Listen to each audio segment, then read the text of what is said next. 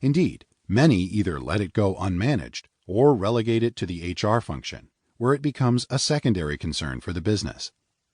They may lay out detailed, thoughtful plans for strategy and execution, but because they don't understand culture's power and dynamics, their plans go off the rails. As someone once said, culture eats strategy for breakfast. It doesn't have to be that way. Our work suggests that culture can, in fact, be managed. The first and most important step leaders can take to maximize its value and minimize its risks is to become fully aware of how it works. By integrating findings from more than 100 of the most commonly used social and behavioral models, we have identified 8 styles that distinguish a culture and can be measured.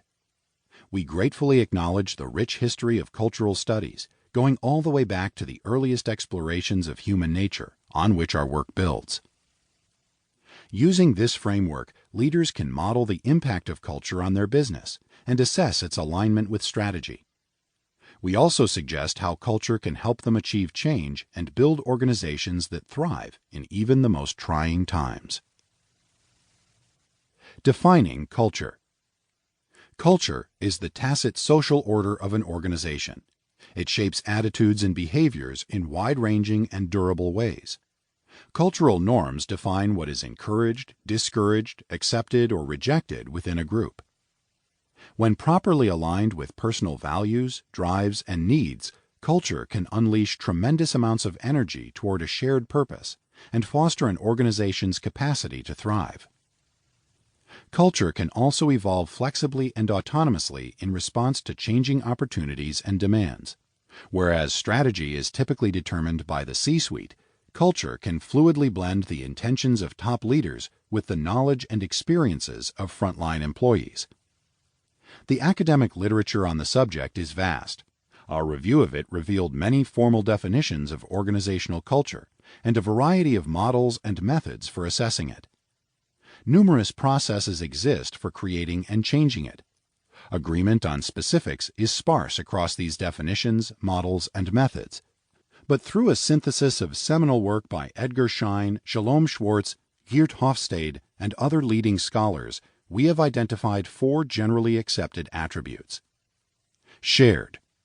Culture is a group phenomenon. It cannot exist solely within a single person, nor is it simply the average of individual characteristics.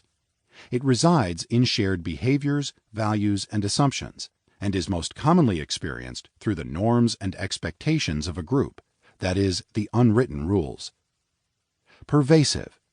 Culture permeates multiple levels and applies very broadly in an organization. Sometimes it is even conflated with the organization itself. It is manifest in collective behaviors, physical environments, group rituals, visible symbols, stories, and legends. Other aspects of culture are unseen, such as mindsets, motivations, unspoken assumptions, and what David Rook and William Torbert refer to as action logics, mental models of how to interpret and respond to the world around you. Enduring. Culture can direct the thoughts and actions of group members over the long term. It develops through critical events in the collective life and learning of a group.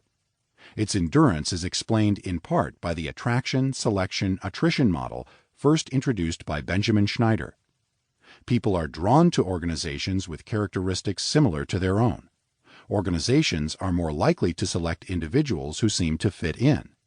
And over time, those who don't fit in tend to leave.